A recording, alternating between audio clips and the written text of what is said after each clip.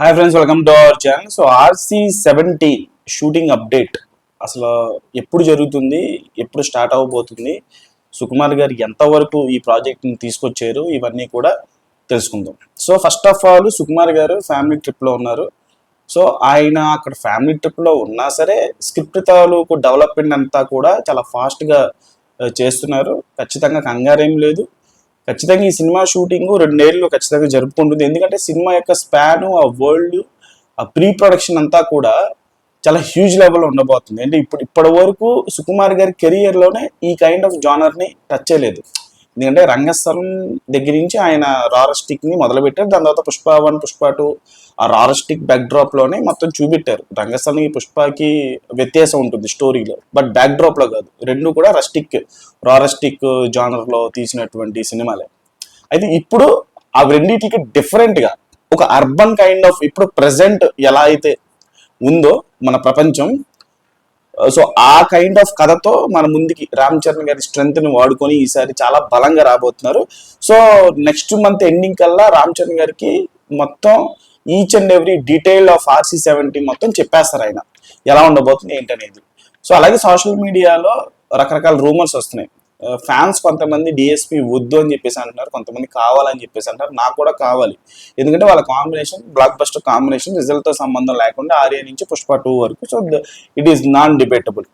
Okay, ఇంకా కొంతమంది fans కోరికలు ఉంటాయి కదా. ఇప్పుడు సాయి అభ్యంకర్ అని, శాశ్వత్ సచ్దేవ్ దురంధర్ మ్యూజిక్ డైరెక్టర్ అని లేదు, అనిరుద్ధ్ కావాలని. సో నా యొక్క ఒపీనియన్ ఏంటంటే, ఒకవేళ అటువంటి అభిప్రాయం సుకుమార్ గారికి ఉంటే DSPని సాంగ్స్ కోసం పెట్టుకొని బ్యాక్గ్రౌండ్ మ్యూజిక్ కోసం అనిరుద్ధ్ గారిని పెట్టుకుంటే సూపర్ ఉంటుంది.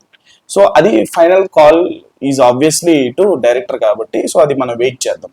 అలాగే హీరోకి చరణానికి సర్జరీ అనేది చాలా సక్సెస్ఫుల్గా జరిగింది. సో ఖచ్చితంగా ఒక 2 months మనం ఏదో హెయిర్ కట్ చేస్తారు అది ఇది అని చెప్పేసి అనుకున్నాం కానీ, but most of the part మనకి లాంగ్ హెయిర్తోనే సినిమా ఉంటుంది. ఒకవేళ సినిమాలో ఇంకొక ట్రాన్స్ఫర్మేషన్ లుక్ ఉంటుందని చెప్పేసి కూడా టాక్ ఉంది. సో దానికోసం కట్ చేయొచ్చు. ఈ సర్ప్రైజెస్ అవన్నీ కూడా మనకి ఫ్యూచర్లో తెలుస్తాయి.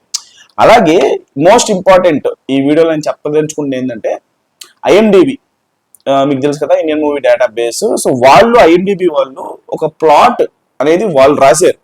ఈ సినిమా స్టోరీ ఇలా ఉండబోతుంది అని చెప్పేసి అది ఒకసారి నేను మీకు ఇక్కడ స్క్రీన్ షాట్ వేస్తాను, మీరు చూడొచ్చు. గూగుల్లో IMDb RC-17 ప్లాట్ అని చెప్పేసి కొడితే వస్తుంది.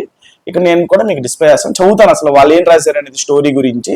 Investigators fuelled by patriotism and fatherly love confront terrorism. However, when tragedy strikes close to home, they face their greatest test as their resolve is challenged in a heartbreaking final resolution. So ఇది final గా IMDb వాళ్ళు ఇది story plot ఇలా ఉండబోతుంది overall గా RC-17 అని చెప్పేసి రాసుకొచ్చారు. దీని యొక్క అర్థం ఏంటంటే, తెలుగులో ఒక ఇన్వెస్టిగేటర్ టెర్రరిజం ని ఎదుర్కొంటున్నాడు. అలాగే ఫాదర్ కైండ్ ఆఫ్ ఎమోషన్స్ దీంట్లో చాలా బలంగా ఉన్నాయి. ఒక్కసారి టెర్రరిజం వాళ్ళ ఇంటి గడప తొక్కిన తర్వాత ఏం జరిగింది ఫైనల్ గా అనేది ఒక స్టోరీ లాగా, ఒక ప్లాట్ లాగా ఇది వీళ్ళు ఇమాజిన్ చేసుకుంది. సుకుమార్ గారు చెప్పారు కదా, యూ కెన్ ఇమాజిన్ అని.